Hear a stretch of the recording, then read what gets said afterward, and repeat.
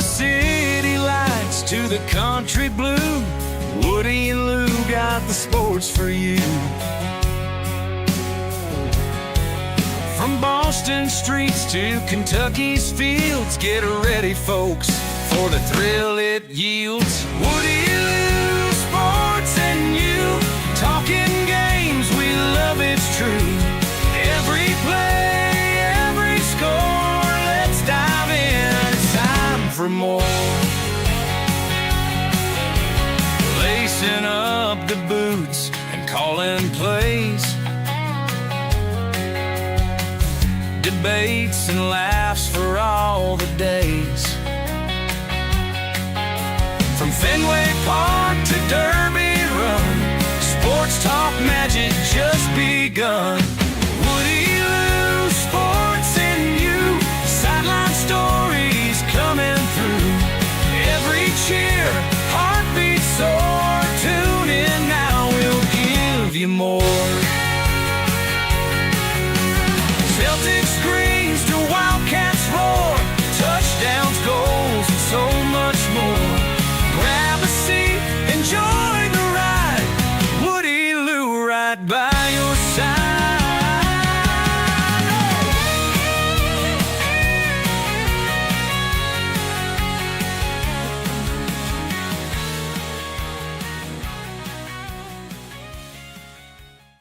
The views expressed by the hosts are their own and do not necessarily reflect the official policy or position of the Department of Defense, the U.S. government, or any of its agencies. The information provided is for general informational purposes only and does not constitute legal advice. No attorney-client relationship is formed by providing this information, and nothing herein should be relied upon as legal counsel. For legal advice specific to your situation, please consult a qualified attorney. Braxton, Monday night, episode 19, Woody Lew, sports and you. Welcome, everyone. We're a day late, but not a dollar short. Braxton, how are you this Monday? I'm great, man. This is my flu game, a little sick of the Lewis household, but we figured, considering the Sunday night slate versus the Monday night slate, we had better odds going head-to-head for Monday Night Football this week. Yeah, 2 Monday night games tonight. But our award-winning listeners, we know you're loyal. That is a trademark, hallmark of Woody Lew, sports and you. So thank you for tuning in. So yeah, run the race, flu game. First topic, Braxton, gut checks. What do you want to share about gut checks? Yeah. So last episode, the breaking news coming in from Dan is that he just decided to wake up one morning and run a half marathon with less, 24-hour notice. A little more notice, but and I think what's important to note with well, even regardless, he was able to. He lives downtown Nashville. It was a downtown Nashville half marathon. He was able to wake up, very quick commute to the starting line. Mm-hmm. He had, hydration and food and everything waiting for him at all the stops. He had the vibes and he had all the people helping him. He's able to do a half marathon with no training, and that's very admirable, and I'm proud of him. I decided that I'm going to try to do a half marathon. I haven't done it yet. It's on the docket this week. I may have gone and did a trial run, and did a conditions after check. 8 miles realized that. Did a conditions check, recon, if you will, and I realized that doing it at 11 o'clock in the morning when it's 95 degrees in Georgia with no hydration or snacks or anything but one AirPod and my phone isn't going to do the trick. But with that said, my window to do these are Tuesdays, Wednesdays, Thursdays, really, with the schedules. So I think I'm just going to run until I do it. I'm not even going to put a date on it. I'm just going to have unknown time, unknown distance runs until it gets completed. But I want to remind you, Daniel, that when you talk to me, you need to come correct, because if you look at your screen right now, I think it's due for you to realize that I am a former half marathon completer, and I'm pretty sure I was in the top 500 of my age group. So don't forget that, and I'm coming for you. I'm not going to let it stop me. No, you're a finisher. That's no. I'm happy you found that trophy. Well, sleep depravity is a real thing too. That is true. You Going are. on no We sleep can't in the forget house. that you are. You We are don't outnumbered with a newborn. Sleep's not something that's happening really. We're playing zone coverage. I have like specific windows. Like my times to do this are between 9:30 and 12, or between 4 in the morning until 8. So like in the trails that I have to run this thing on, like I'm a man and I'm in the Army and I'm all those things, but they're kind of sketchy. And I've been running these trails before, and I've seen deer like sprint out in front of me across the trail. So you're dealing with And like there's wildlife. been times where if I was like 30 meters in front, yeah, it's not like I'm not scared of someone rolling up on me. It's more of like a deer just blindside blocking me into the next life. It's kind of sketchy. I've seen it happen. And who's going to come get me, because it'd be a whole thing. I don't think the minivan could get off road to those areas. It'd be a whole thing. Well, I mean, I do. I loved your passion when I threw that surprise topic in last week, and I mean, you immediately went to like the gut check, and it was a gut check. Rolling out of bed and running a half marathon. Yeah, I agree. I don't think you set yourself up for success in your personal gut check half marathon challenge, but we adapt. Let me. I will walk you through it. Yeah. Can I walk you through it? Please. So I drop the girls off at school. I come home. Time now is like 9:30. I haven't eaten. No, I didn't take the girls to school. I had a doctor's appointment actually in Pooler. So I get back from Pooler around 9:30. I did not eat breakfast. I had drank adult beverages the night before. I had not had proper water consumption. So I step off with no food, minimal water. I wait outside. I'm like, oh, it's kind of hot. I did leave my water bottle outside the front door in case I found myself back there, even though my route doesn't come back to my house really.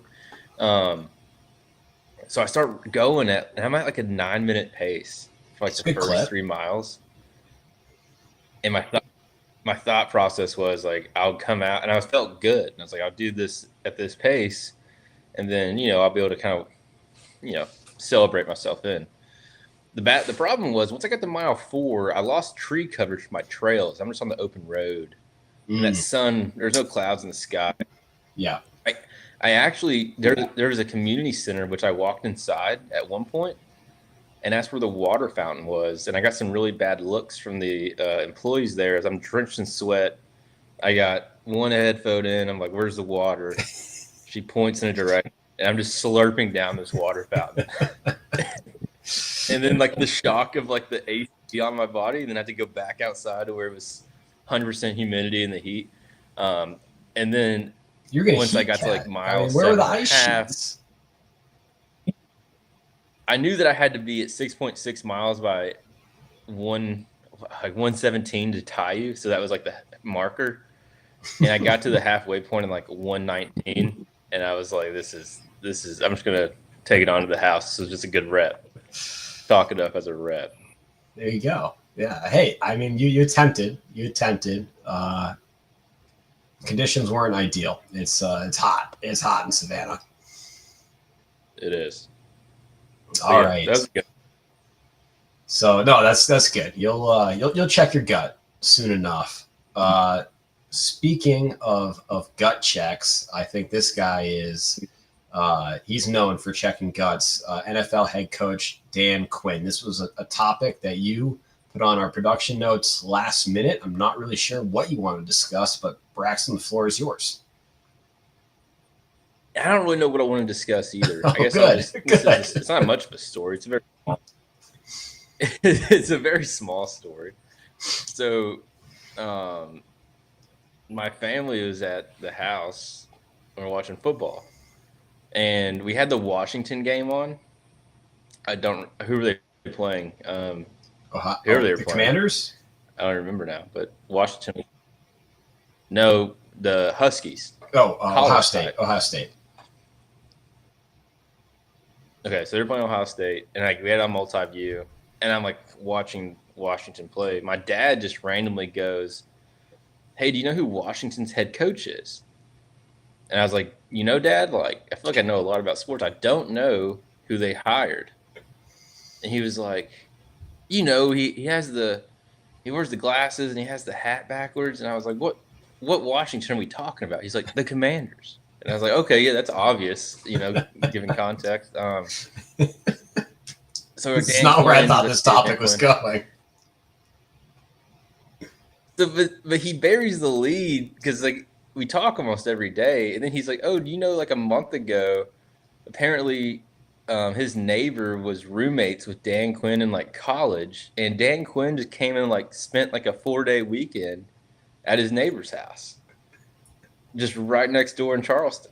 Were they racing go-karts around? Or golf cars, rather? I don't know. And so I was just like, if we would have known that, we could have gotten a selfie for producer Colin. More on him later.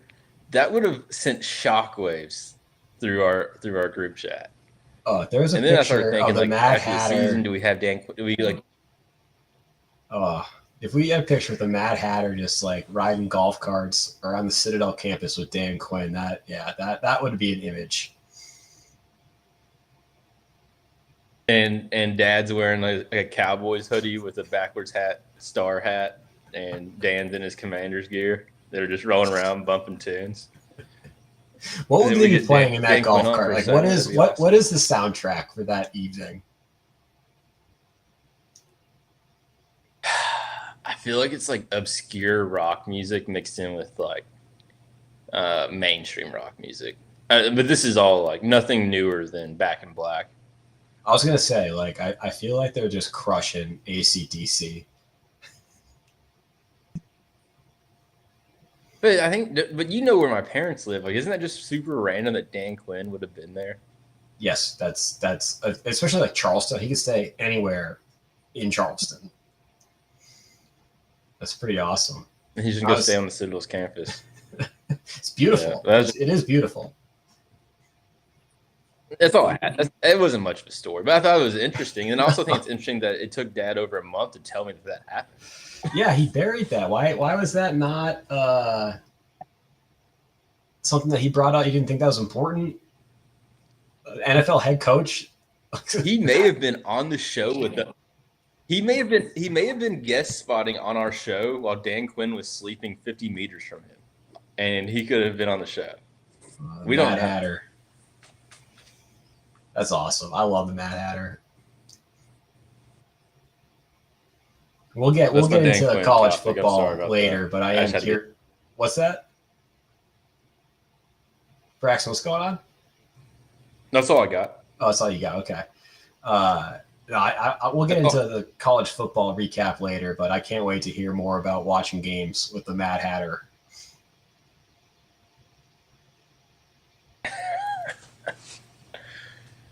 Yeah, he came and watched he watched some of the Kentucky game. We can get to that whenever you want, though. Yeah. Well, we can wait. We got a few more topics, ticker topics. So coming up next, speaking of checking guts, Ryder Cup, 2025 Ryder Cup at Bethpage Black State Park, Long Island, New York. Braxton, I know you watched.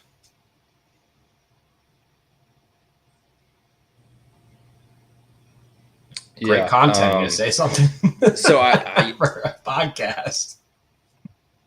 I think there's a delay right now. So I apologize for that for those listening. There is a delay that we're. No, you're coming in very clear to me. I'll keep talking.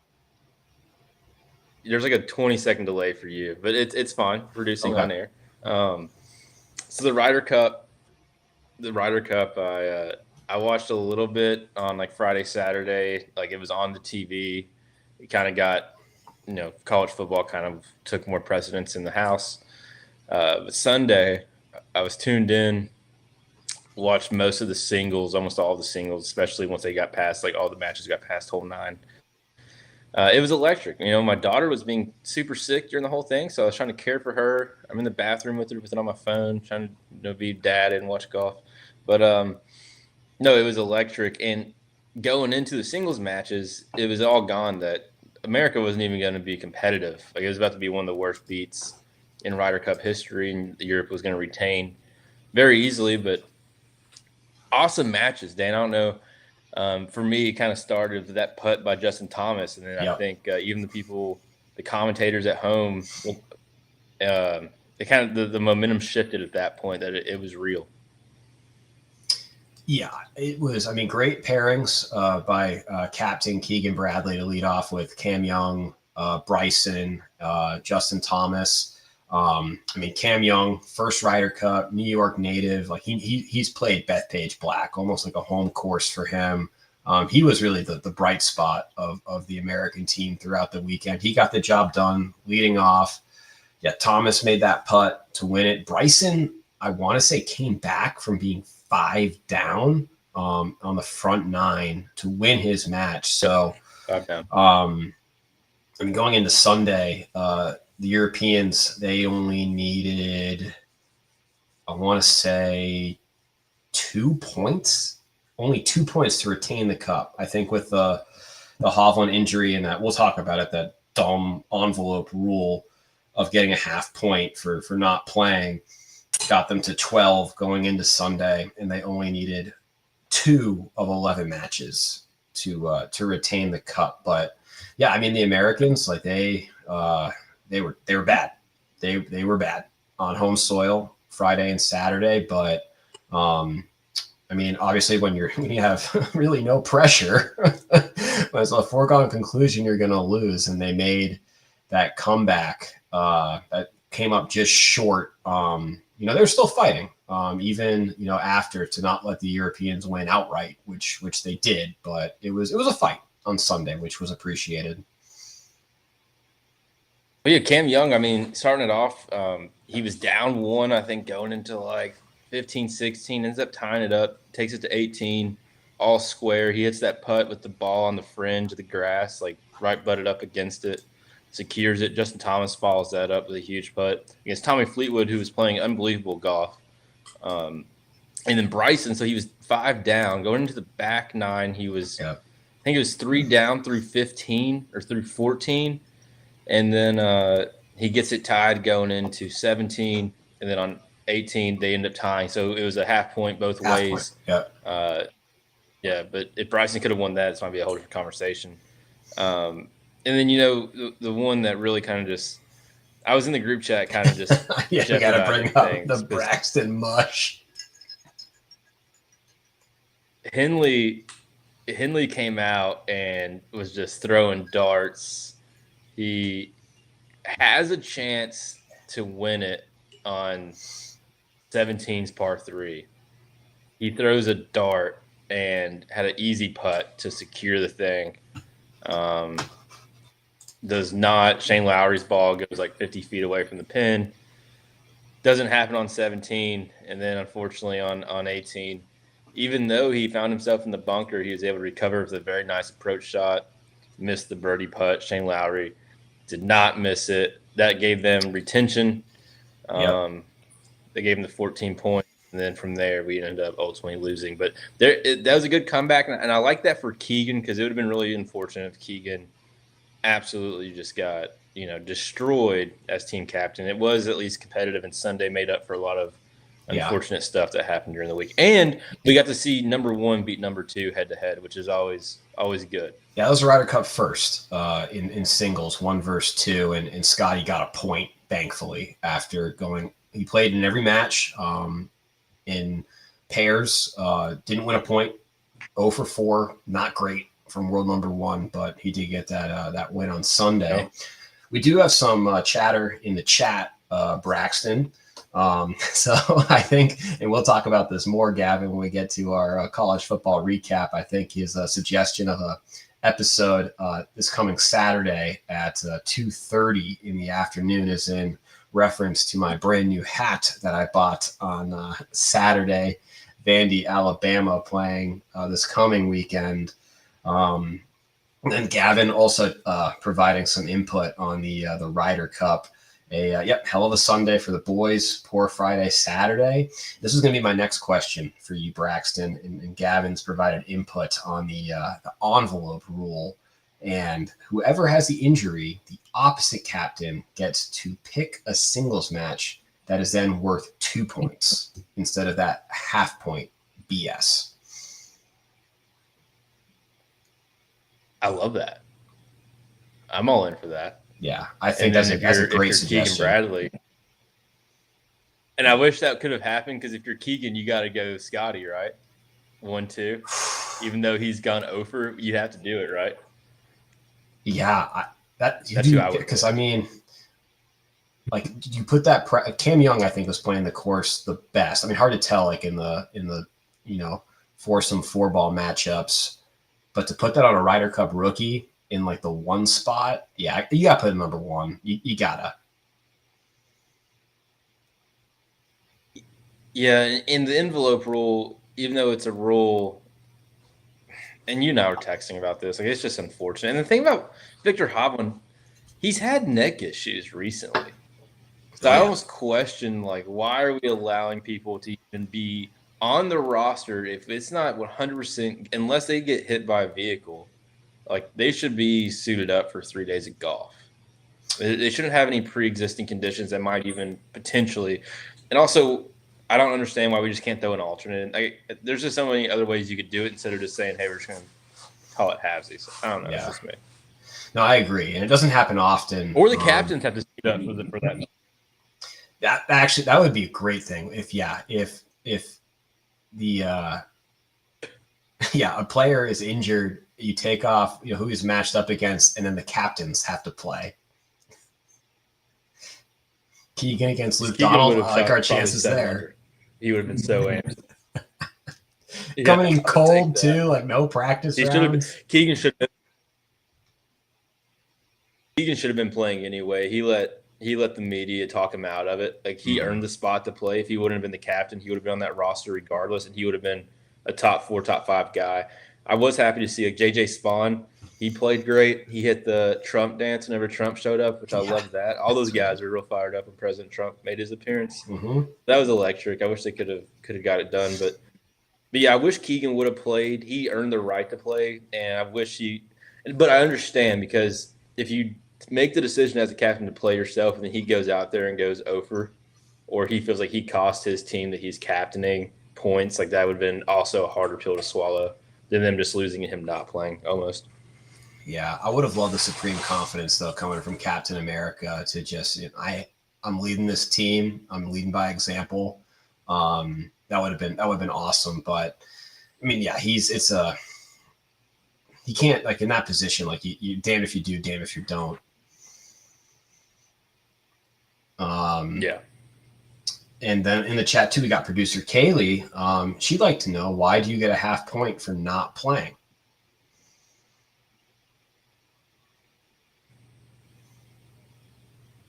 I don't know the reasoning behind it. I don't know like the history of that, to be honest.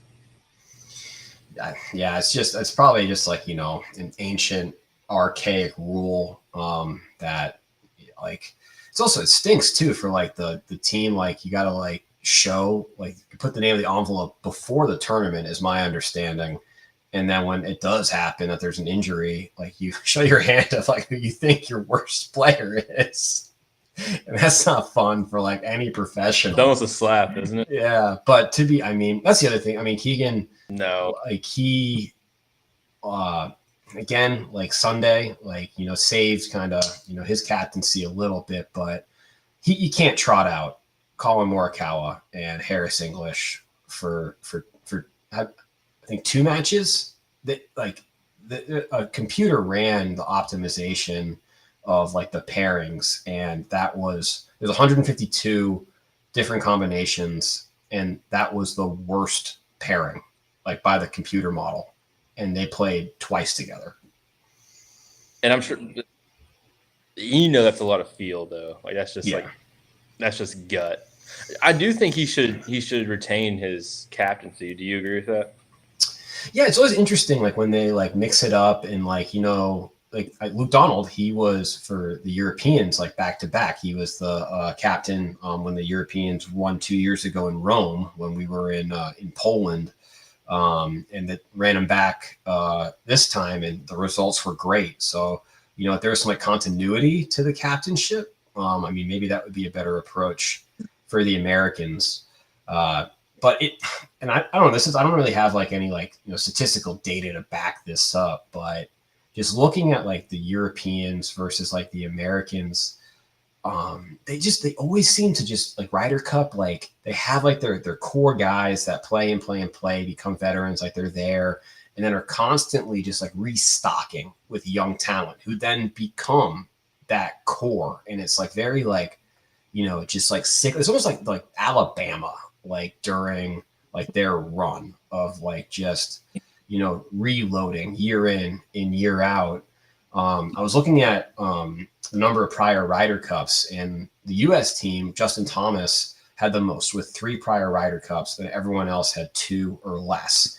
The Europeans averaged around 3 per player. They had some rookies, but I mean that experience in like team golf on that stage, and they just do such a good job, in my opinion, of having that like that roster.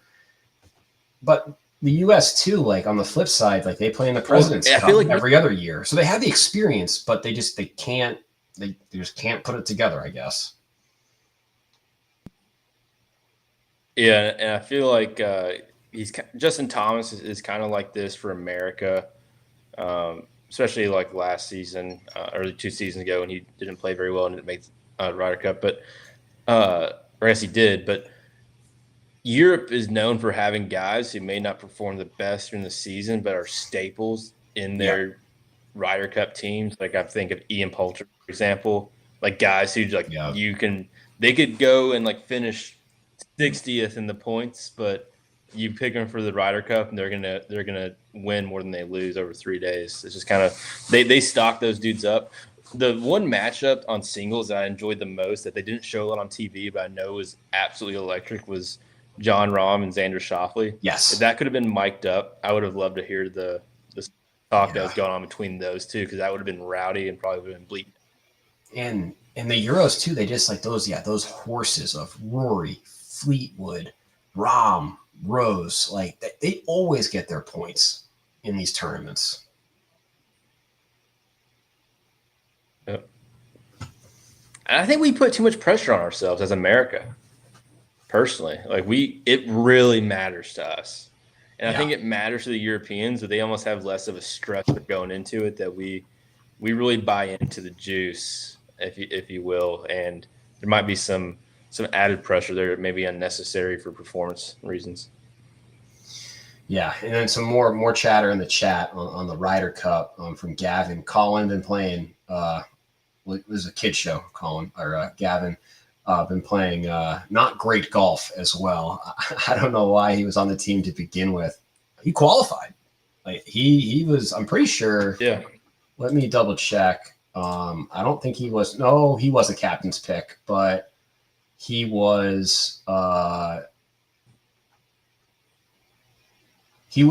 the top 6 qualify, and he was 8th. So not unreasonable at all for him to be a captain's pick. No, it's fair. That is fair. But yeah, we gotta wait 2 years. I don't even know where the next Ryder Cup is, but hopefully the U.S. can take it back and win on foreign soil for the first time since 1991.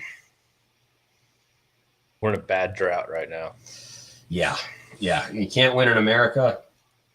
Not a good chance of winning in Europe. They do a great job of setting up the course for their team, especially in your captain's backyard. So speaking of tournaments, Braxton, MLB regular season wrapped up. I want to say yesterday or Saturday, and we are now at the MLB postseason. What are your thoughts? some of our viewers may not know this, but we're about to have at least 2 days of Yankee socks starting tomorrow. That's exciting. Yes, I'm ecstatic. Red Sox are back in the postseason since 2021. I was down in my the dumps a few weeks ago, just bemoaning how Boston sports are nowhere close to being title contenders. And I thought when Roman Anthony went down at the beginning of the month, there was no chance the Red Sox were going to hold on to their slim standing in the wild card. But boys, they got it done. They're in the postseason, 5th seed, playing at Yankee Stadium. Yeah.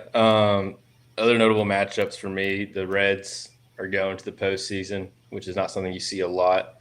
They draw the Dodgers, so they're going to be headed to LA tomorrow, which that won't be the easiest of matchups. And if I'm being honest, Dan, and I like to pride myself on being a baseball guy, but looking at the playoffs with the Braves, who have been out of contention for like the last 4 weeks, they got on a heater to end the season, like won 14 in their last 16 or something crazy like that. The Yankees, Red Sox, and the Dodgers, Reds are really the only 2 storylines I really care about for this postseason. And that's the bad thing about postseason baseball, and I'm just a lukewarm fan, is with football going on, if the Braves aren't actively involved, I don't really care much. But in honor of you and us, like sharing teams like the Irish, and I have a Boston Red Sox hat, I will be all in on the Red Sox for you this postseason. I love that. What do you think about the wild card round? Every game is played at the higher seed stadium. So there'll be no games played at Fenway Park, which to me is complete BS. Oh, I hate it. I hate it. It's so stupid. You obviously go high seed, low seed, high seed. Mm-hmm. That's how you do it. In a best of 3, you go high, low, high. Yeah. There's a need for a game 3. And I don't know this, Dan. I'm assuming they switch home and away for the games. Do you know this? I don't know. Oh, that's a great question. But do they switch like let's consult you know what I'm saying? Producer chat. I don't know GPT. if they do that. For MLB wild card, do teams alternate home and away? Producer chat GPT is definitely a friend of the program. Question might confuse it, given the fact that it definitely did. But I'm talking about just schematic. Yeah. Yeah. Not alternating between cities. Technology. That's what we knew already. Chat GPT.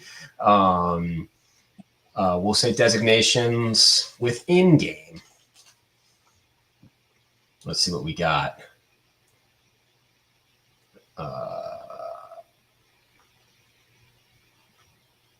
Yes. On air producing. On air producing with ChatGPT. But anyway. Higher seed is home every single game. Always the away. So that's crazy. Because I feel like you get both the Yankees and the Red Sox were wild card teams. And I guess, their records, designate that. I don't know. I feel like you should get an advantage for winning your division. But for the wild card, that's an unfair advantage, in my opinion. No, especially, you got 6-3, 5-4. Like, it's not like we're talking NCAA tournament 1 and 16 seeds. Like, not a lot of delineation between these teams on paper necessarily. So it should be high, low, high. If there's a tiebreaker, that would clean all this up. But it's because they're trying to bounce them all out in 3 days. Yeah. So I guess they're accounting for the travel time between Boston and New York City is obviously more doable. But if you start talking LA and Ohio, right, or San Diego and Chicago, that'd be a little more. You had to add a rest day in between, but it's unfortunate.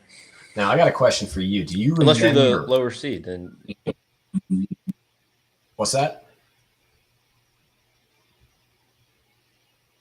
Delay. You're good. Go ahead. No. I asked, what was the last thing that you said about lower seed?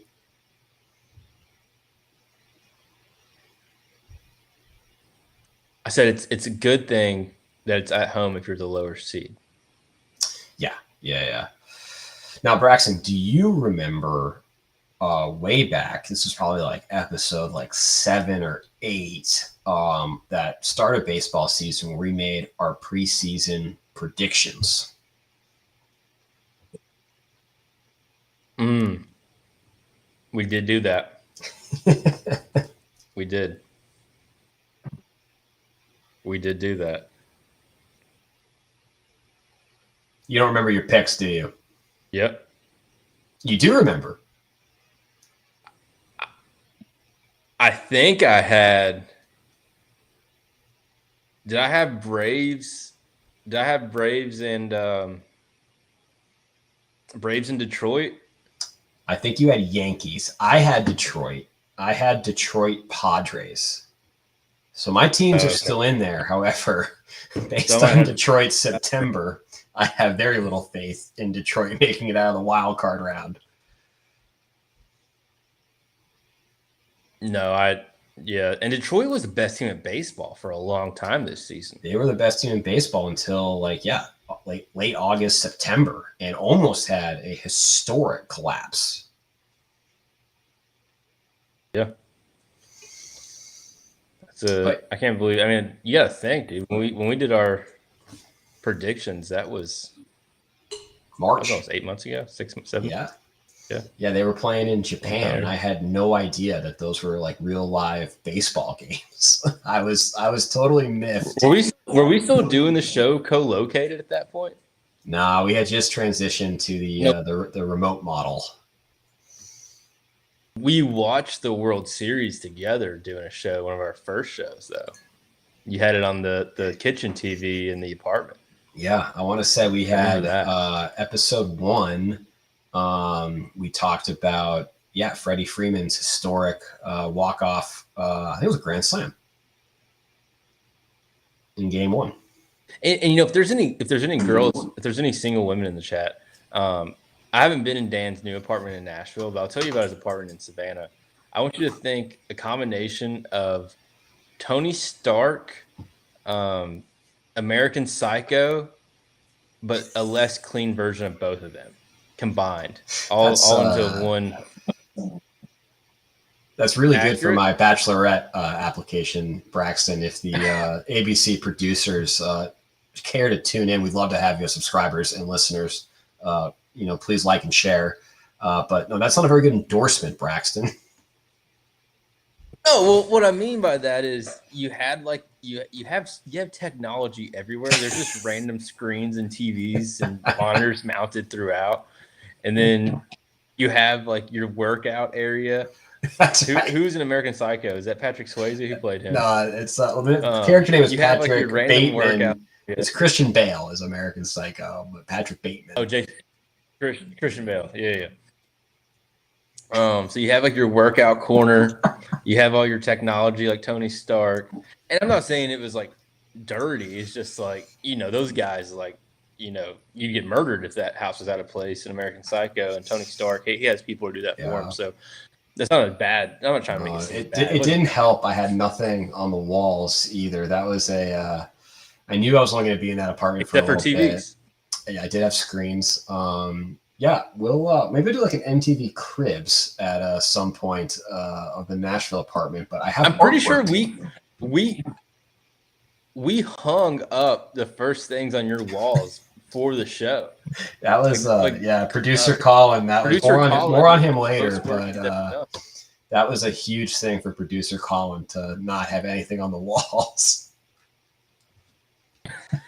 That stressed him out. Yeah. Back when he cared. More on Colin later. That's funny. Trip down memory lane, and we're coming up on the 1 year anniversary of Woody Lew Sports. You will have a very special episode to commemorate our 1 year. I don't think anyone expected us to be still podcasting 1 year later. Same amount of viewers, but we're still here. We're slowly growing, Braxton. We are slowly growing. So yeah, no, I'm excited for the love of the game. For postseason baseball. It's an exciting time of year, especially with the Red Sox in the mix. I'm hearing some rumors that Roman Anthony, he might be back if they were to make it to the American League Championship Series. Marcelo Mayer also participating in baseball activities. So getting the young guns back for the Sox, maybe they can, make some noise and cause some chaos in the American League that is not strong at all. I'm all in. Go Sox. Go Sox. All right, Braxton. Speaking of young guns and giving your all, Special Forces, the reality TV show. I had homework that you assigned. Hand up. I did not complete my homework, but I want to give you, your time to discuss Special Forces. It was a late assignment that I issued. We watched season 2 of Special Forces together. Yep, that's right. I believe you remember this. Yeah, that was. Do you understand the basis of it? Oh yeah, that was must watch in the Poland barracks room for about 2 weeks. So there's a new season that just came out. Episode 1 is available on Hulu. The cast is star-studded. So you have Johnny Manziel. No. Randall Cobb. Nick Young. You have Sean Johnson, the gymnast, her husband who played football. You have 2 women who they're from Real Wives of Mobster Land. You got a girl from Vanderpump Rules who's from Kentucky. You got Jussie Smollett is on it. The guy who he's not in jail. I don't know if it's been adjudicated, but allegedly made the fake hate crime. Yeah, you staged a hate crime. Guy. I'm pretty sure that was found. Dad or the husband. That guy's on it. The dude from Sister Wives, the man who has the 17 kids and the 3 wives, is on it. So great cast. But watch the first episode. No real spoilers. Someone quits almost immediately. They seem harsher. I feel like they had to sign a release for this season because they were pretty hands-on with these people, throwing them in mud, throwing them around. But what I wanted you to watch it so we could talk about is Johnny Manziel's performance on the first physical event. And what was what's shocking to me is so the first challenge they do, gut check, is they have to rappel out of a helicopter. Okay. So they just rappel out of a helicopter. They got someone on belay on the bottom. And then they had to, once they got to the bottom, they were split into teams, and they had to haul. One team had to haul water and fuel cans, and the other one had to haul grain to a point. And so during that, Johnny Manziel, played college football, played the NFL for a little bit. He almost dies doing this. Just dude, too much exertion. You got these 23-year-old girls who are TikTok stars out there just crushing it. And Johnny's over there bent over. He's got the dad from Sister Wives patting him on the back saying, "Man, I love quarterbacks. You just got to breathe a little bit better. You got to focus on your breathing."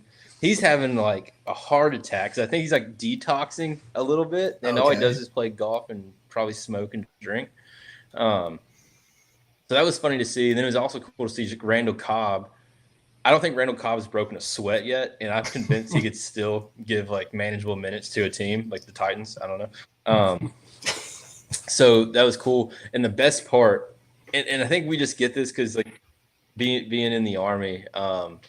So the team that didn't stack all their supplies first got punished, and their punishment was they had to run back to base while the other team got in the vans. And then just seeing the pain in their eyes of knowing they have to now run any distance. It was just, and then you get to watch it from your couch and you're not, it's funny. It's just funny seeing the pain. That's when the first person quit. The first person was, I'm not gonna spoil who it was, but they were like, "I'm gonna die." Like they act like they were talking fine. They're like, "I'm gonna die if I do this, so I have to quit." And they were like, "You're a waste of an airfare." And then the best part again is, they finally go to sleep. It's like midnight, and then all the instructors get them out into the pit and just start smoking them, getting them wet and dirty. So it's a good watch. If you haven't watched it, this is the best cast they've had by far and the most character. They have the chicken fry girl who was dating Zach Ryan. She's on there. The From guy Barstool? who got molested by Kristen Calvieri. Yeah. Oh, Brianna Chicken Fry. She's on it? Not molested. That's alleged. That was a joke. Yeah, that's why the legal disclaimer. We have the legal disclaimer for those types of statements. No, it wasn't molested. That was I'm wrong in saying that. It was, but the old woman was dating the young boy who was famous for dancing on Instagram. That he's on it. They have some characters on there, man. I enjoyed that show when we watched it in Poland. I didn't realize that it was back a new season, so I'm looking forward to checking it out. And great to hear about Randall Cobb. But I'm going to say this, I'll watch it, but I'm not surprised by Johnny Manziel. Because do you remember in Poland when we had those NFL players from the Cardinals that were doing like that USO tour? Like I forget their names, but it was great. They were great. They were a lot of fun. Trey McBride, dude. Yeah, they wanted to mix it up, with the soldiers, with the troops, and they wanted to do an Army combat fitness test. And it was like it was fun. It was like the Joes loved it, and they were crushing. I mean, they like no problem with the deadlift, push-ups, whatever. Sprint drag, very impressive. And I think the most impressive was the ball toss. I remember producer Colin got this awesome shot of he threw it so far. But do you remember they couldn't run the 2 mile? I think one of them had to sit down. It sounded like he had pulled a Johnny Manziel. Yeah. It was a running back for the Seahawks. His name's slipping my mind, but it was the Arizona Cardinals starting tight end, Trey McBride, who's a top tight end, top fantasy tight end, like legit dude. I think he maxed the deadlift, maxed the push-ups, he maxed everything. Did as good as you can Definitely maxed the ball throw. And then gets to the 2 mile run.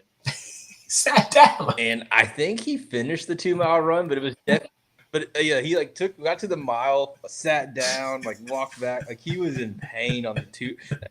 And these are world-class athletes, but you ask them to run 2 miles in 24 minutes, and that's just a bridge too far.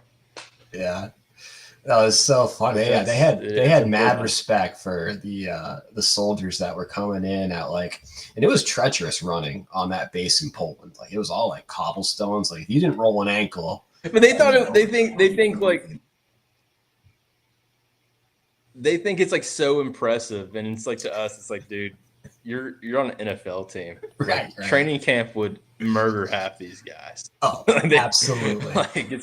It's not the same. But yeah, it sounds like teach you to run 2 miles. Yeah, the special forces, that initial event, that's a bit of an endurance gut check, and I'm not surprised that a football player was killed over.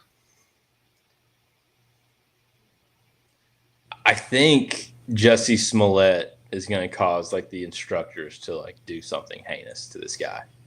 He sounds like he's that stock character. I think he's obvious.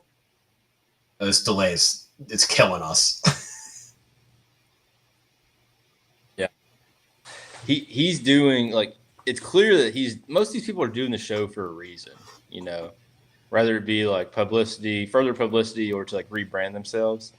Jussie Smollett is clearly in the rebranding of himself, I would imagine, part of this. I think he even said it, and he's doing himself zero favors. The comments he's making and the way he's carrying himself just makes him even less likable. And I don't know if editing did that, because you know how Hollywood can be, but the guy's not likable overall. Yeah, I just remember, and he drove me nuts in season 2, was the from Vanderpump, the waiter that was he cried. He just cried all the time. Yeah. who cheated on his wife, and he said this was going to make him a better, more loyal man or something. Yeah, they had that stock care. They know what they're doing in casting, and that Jussie Smollett is filling that role. Yeah. So, but no, that's all I got on Special Forces. Definitely watch it if you're in the chat and you haven't checked it out. There's one episode uploaded. Go and it's a good nighttime watch for sure. Yeah, that's a good plug. I like that as kind of reality shows that are pretty easy to watch. So now into our bread and butter. Braxton. Just to be clear, one last cleansing statement. No one molested anybody. That was a poor joke that did not land. The delay messed it up.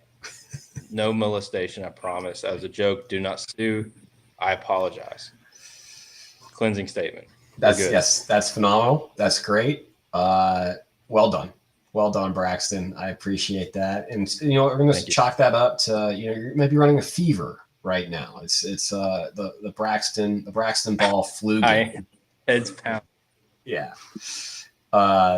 Speaking of Braxton Ball, into our bread and butter during football season, let's get into our college NFL fantasy recap. We got about 9 minutes until we hit the 60-minute mark.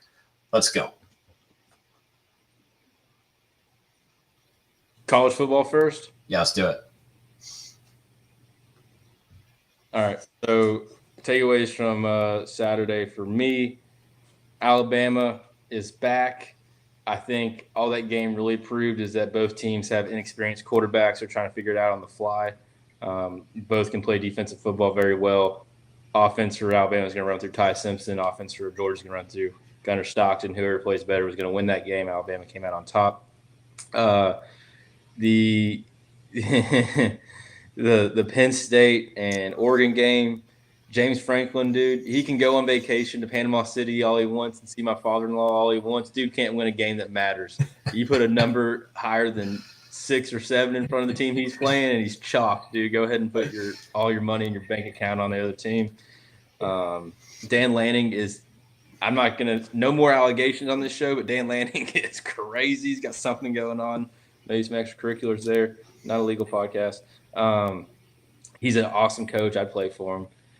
Kentucky still sucks. They need a new head coach, but even more than a new head coach, they need $38 million to get the head coach. That's pretty vital to that operation. You're firing Mark Stoops? The Irish who let me do the recap. We'll go back to Kentucky. Okay. The team that supports Jesus the most and the Notre Dame Fighting Irish literally lost the man his job. So I hope you guys put a little money in the donation plate so we can help out Sam Pittman. And then what's crazy about that is Bobby Petrino gets hired as the interim head coach, not the official head coach. Like, he put his name in the hat to be hired at the end of the season. He's the interim head coach, and he immediately fires the defensive coordinator, which I don't know how an interim coach can just start firing coordinators, but he did it along with 2 other coaches, not even on his side of the ball. So that was awesome. Who else? Illinois, they beat USC, correct? I'm a little wonky on my big Yeah, they did. Yeah. Illinois beat USC. Yep. I think Illinois beat USC. And then Ohio State handled Washington. I think Washington scored 3 points, like 24-3 type game, I believe, if I'm remembering correctly. Ohio State won. Yeah. Oh, that's they did by a lot. Yeah. So that's my college football update. Now, speaking on Kentucky, real quick. I won't go on a soapbox. Please. We win the coin toss. We're at Bryant-Denny State. Or not Bryant-Denny State. We're at Williams-Brice Stadium. It's electric. They're on a 2-game skid. They lost to Vanderbilt. Oh, Vanderbilt beat Utah State. I was there in person. Got my hat. Tied school record. And damn with that. Yep. So anyway, we win the coin toss and we elect to receive. Don't know if you noticed or not, but Kentucky's not an offensive powerhouse, so that was out of character. We received the ball first. We drive down the field and score. Score 7-0. I think we end up holding them. We get the ball back. Scores 10-0. No, they scored, tied 7-7. So we exchange offensive blows. We get the ball back, score a field goal, 10-7. South Carolina gets the ball back. Nothing. We get the ball back, scores 10-7. We have 13 minutes in the second quarter. And I remember my dad saying, my dad's at the house watching it with me. He says at like the 13-minute mark, we're about to start this drive. I would love to see this drive go down to about the 7-minute mark and we score. That very next play, we get a sack, strip, fumble, recovered for a touchdown by South Carolina. That's not good. We get the ball back. Another turnover, I think it was a pick six. So they scored 14 points in 2 plays, neither of which they were on offense. So that's not great. And that was essentially the game. They ended up scoring 21 points in the second quarter. And then the rest of the game, we scored 3 points. They scored 7. We lost. It was just a poor performance. It doesn't matter what offensive coordinator you put in there. I mean, the only time we had a successful season was 1 year with Liam Cohen, who's now 3-1 in the NFL. Not all offensive coordinators can you expect to be successful in the NFL like that, can get hired at the college level. Mark Stoops is the common denominator. The issue is he has a $38 million buyout. We don't have $38 million. If we do have $38 million, that's going to deplete your NIL fund, so you won't have any players. We're in a bad place. And then to top it off, we get to go this Saturday to number 10, or I don't know what they're ranked now, but we're going to Georgia, playing them at noon. I'm sure they won't be motivated at all after losing to Alabama at home. So it's great. We're pretty much cooked. I could see us winning 3 games. We got Tennessee Tech still on the schedule, so that's good.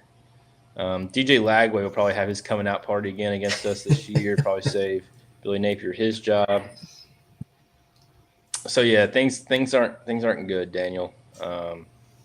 But my Alabama Crimson Tide plays your Vanderbilt Commodores on College Game Day at the 3:30 slot. So that's exciting this week. Yeah, Vandy 5-0. Like you said, Diego Pavia coming off a record performance at Utah State, who was no slouch either. I'm pretty sure they were 3-1 coming into the game at First Bank Stadium. I had a blast. I had a great time at Vandy. One of the smaller football stadiums I've been to, but student section showed out. It was a fun Saturday, and I went out in Midtown afterwards. So I had myself a nice little Saturday. Had a little pep in my step as well. You mentioned the Irish going down to is it Fayetteville? Is that where University of Arkansas is in Fayetteville, right? Yeah. Yep. Just blew the doors off of the Razorbacks. So that was nice, going into SEC's backyard. Jeremiah Love, Davion Price, they're just a two-headed monster. And I think if the Irish continue to play like they did, it's going to be hard, for the committee to keep them out of the playoff. And I think that those two will very much so be in the Heisman race conversation, as I predicted at the beginning of the season. The only college game that I don't think you touched on, that was a great recap. Awesome. Was the LSU Ole Miss game, with Ole Miss upsetting LSU. Oh. And after the game, oh my goodness, Lane Kiffin he's a monster. He is a monster. Yeah. He beats his daughter's boyfriend's team. Whit Weeks is throwing up over the field. He's replying to tweets saying, like, what did they do to him? And he said it's called tempo. Just giving it to him. And then he has a great weekend, because then his prodigy Jackson Dart gets the start for the Giants, gets them their first victory on the year. He was in his bag. And I don't know if you've watched the Lane Kiffin documentary yet, but this guy, like, he just he's on a roll. And he's the type of coach that gets players he knows how to develop players. It's crazy the type of success he's having with a dude who played at D2 Ferris State last year in Kentucky. Can't seem to figure out how to get players, but no, he's doing great. Backup quarterback, has a great team. I'm happy for Lane. I like Lane Kiffin. I like Lane, and I hope he stays at Ole Miss. It's a good spot for him. Yeah, that's in my queue. I gotta watch that documentary. But yeah, he was peak Lane, Joey Freshwater after that win. Just like, yeah, she still calls me daddy. And talking about, I think we hit the over. It was very, very funny. And that was quite the narrative going into the week. Like, his daughter, Landry Kiffin, like posting that post, and you think, oh man, like LSU, like they're riding high. Linebackers dating the opposing coach's daughter, and Ole Miss, they did their thing. Yep, got a victory. We're in a situation where the SEC might run through Oxford. SEC through Oxford. All right, Braxton. We are getting an error in YouTube Studio, so we are going to go to our technical difficulty.